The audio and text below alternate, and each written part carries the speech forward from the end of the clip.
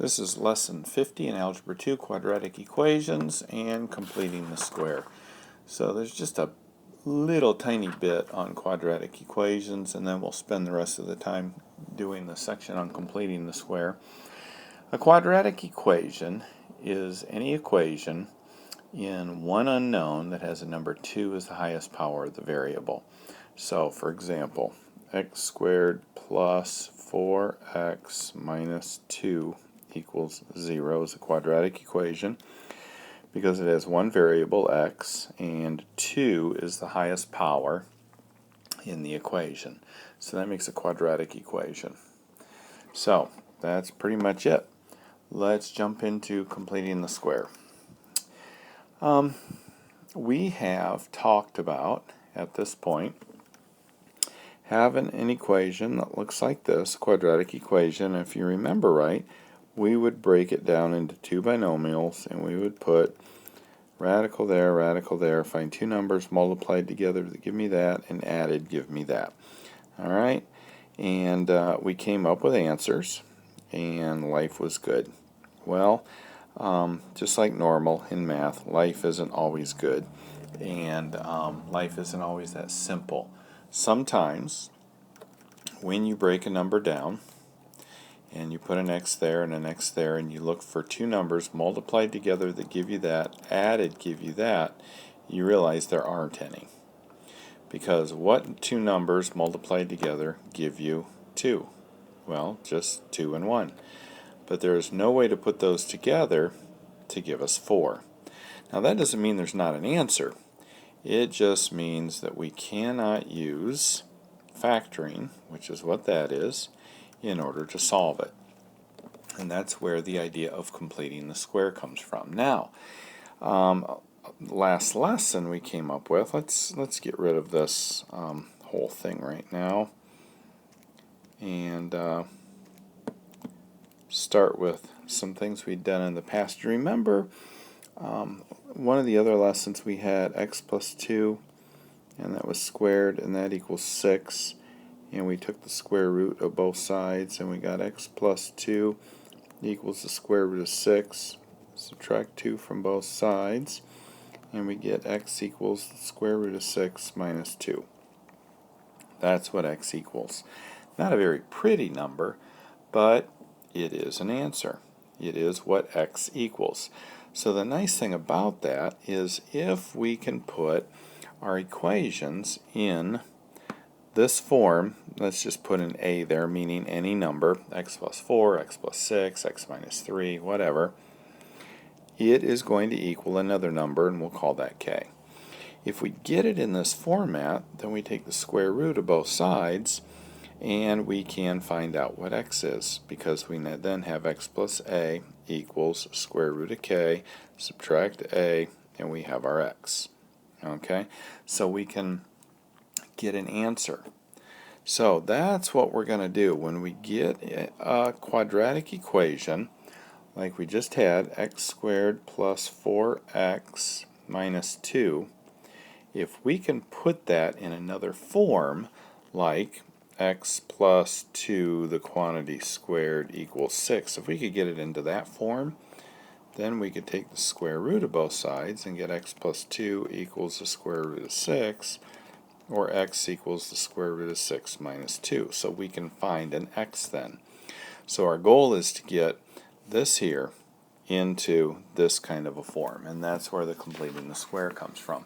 Now it looks kind of confusing what I've done so far, but we will come up with I'm a rule follower, so we'll come up with a list of steps in order to solve something like this.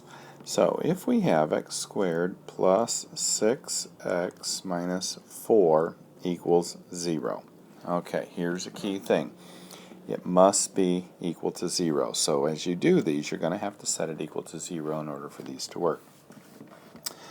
Alright, are there two numbers multiplied together that give us 4, added together that give us 6? No. 2 and 2 give us 4, but not added to give us 6. 4 and 1 give us 4, but not added together and give us 6. So that's not going to work as far as coming up with two parentheses. But we try that first, because if we can get that to work, that's a lot easier. Alright, so here's what we do. Completing the square. Step 1. We get the x squared plus 6x by itself, make a big space, and we bring this over to here, 0 plus 4. So that's a positive 4. That's our first step. Not real difficult, but we just move that 4 to the other side. Step 2. We take half of the 6x, and then we square it.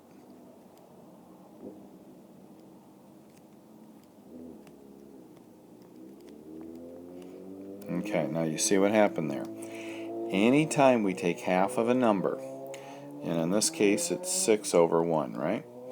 When we take half of a number, all we do is double the bottom, and it becomes half. So 6x, half of that is 6 over 2, which is 3.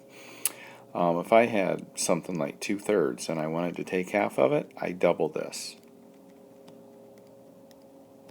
If I have 5/7 and I want to take half of it, I double it. Okay? Good piece of information to remember. Alright, so what happened here? I just took this, broke it and cut it in half and made it 6 over 2 or 3, and then I squared it. Okay?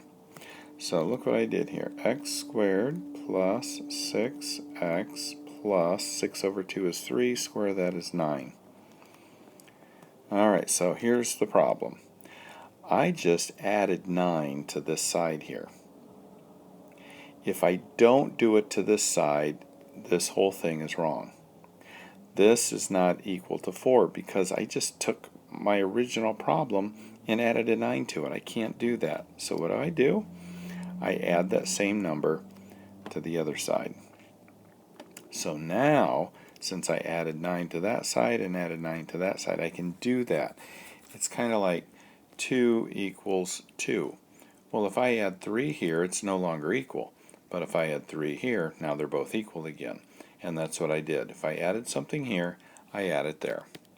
Okay, so that's the second step. So let's see what we've got. There's our third.